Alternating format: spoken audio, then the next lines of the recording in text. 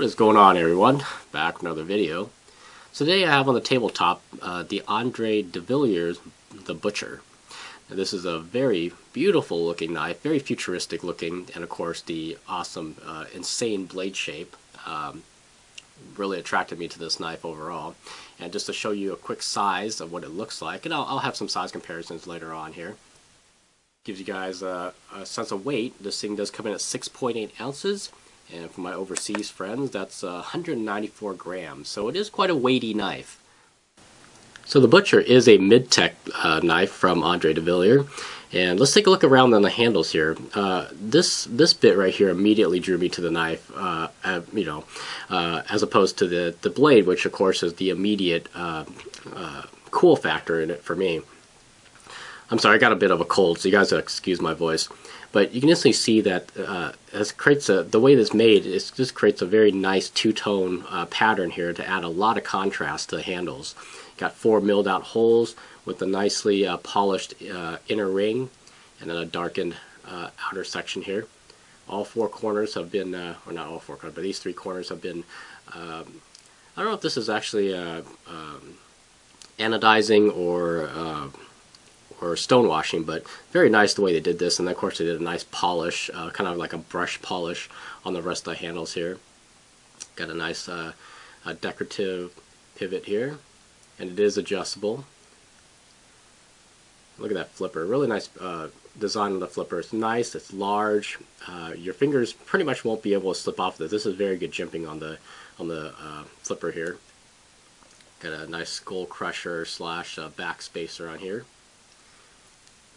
Excuse me. And on the back you see it does say ADV Butcher on there with the Hinder lock bar stabilizer. It is a frame lock. I don't know about this pocket clip. I mean, it looks nice. I do like the way it has 2 standoffs, kind of like a raised, screw-in spring clip here. But the rest of the clip is kind of. I wish they would actually make design a clip to be more in tune with the lines of the overall knife. This is the overall knife is kind of squarish, a lot of straight lines, but the clip is kind of rounded. So I'm not really too sure about that. I would have designed a clip a little bit differently, but anyways, still a very good clip though. This clip has a lot of tension on it, so holding this thing would definitely hold on to your pockets here. And it's weird because it's got a little bit of, well, I guess it's not weird, but it's got a little bit of jimping on the clip itself. So I guess if you were to reach in and pull it, you could actually just grab it by the jimping here and it'll just hold on. So easier to extract from your pockets. Flipping action is great, but before I get to that, let's go inside the back spacer here. I don't even know if you guys can see this, but somewhere in the back of the back spacer is this prototype there, I think. There it is. Come on, camera. Yep. And onto the beautiful blade itself. Nicely done. This is probably one of the most futuristic blade shapes, blade designs I actually own here. Very good jimping up top here. And I love that. I love that. The blade, the front of the blade here. This beautiful shape. Nice fuller cut into it. It's on both sides. And you see it's marked S35VN there on the blade. Wicked sharp. Oops, there goes my camera wigging out here. But this to show you, this is again one of probably like very few knives I have that like futuristic shape. This is another one, the Extrema Ratio Fulcrum 2, and the other one being my Allen Fultz Inertia. Just a side by side, you guys can see. The Inertia has about a 3¼ inch blade, and the Fulcrum 2 has, I believe, a 3½ inch blade. So, but 3 of my most futuristic looking folders that I have. So, but very awesome. I'm very happy that I got it, and I actually found a site that had it, and I snatched it right up without even thinking. I was like, wow, the way these, I mean, I know it's a mid-tech and not a full custom, but you can't beat the price.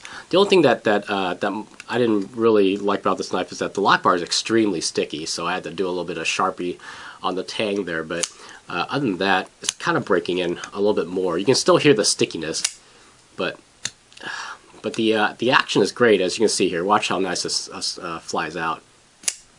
very quick, and extremely smooth. I actually have it, I actually readjusted the pivot. It came with no Loctite. I just took it out, Loctited it, and I got it back down to where there's no blade play. Blade is more or less centered. It's a tiny bit off center, but you know what? It doesn't really bother me. It still flies out with authority, and there is no blade play in any direction at this moment. So really awesome. And the really cool thing is, I believe this is not on bearings, of course. I think it's just on washers. And for something that's on washers, this is extremely smooth. A very, very smooth knife. Has a decent detent. It's a little bit on the weak side, but it has a very nice suck-in power there. Let's see here. There we go. And still flies out with authority, as I said. You can see just deploys really nicely. And I really like knives. There goes the lock in. I really like knives that actually do not rely on ball bearings to actually flip. And again, I'll bring out my case in point here. This is the Greg Lightfoot full contact fighter. It's just on Teflon washers. And of course, again, my Allen Fultz Inertia, just on Teflon washers. And I just love the way these knives flip without the assistance of a ball bearing. And I think it's just, I mean, I know it's a different type of technology, you know, but I think there's something really nice about a knife that is made so properly that it'll just flip without an aid. So, but I gotta get this sticky lock problem, you know, fixed here. So I'll probably be breaking it in over the weekend here, and you know, applying some more Sharpie to the tang or whatnot. So, anyways, that's just a nice quick look at the Andre de Villier midtech Butcher. And just to show you, I also have some other new knives. You know, again, the full contact fighter, which I haven't shown off yet, and the Allen Lischewitz Spatha, which I have not shown off yet.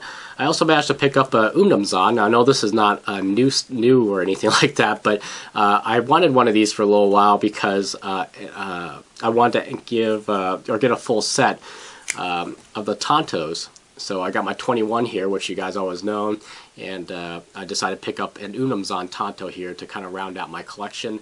The unfortunate thing is that this is the a horrible pivot action on this one. I think the last person who owned it did not bother to take it down and oil it or anything like that, didn't keep up with it because it is just creaky as hell.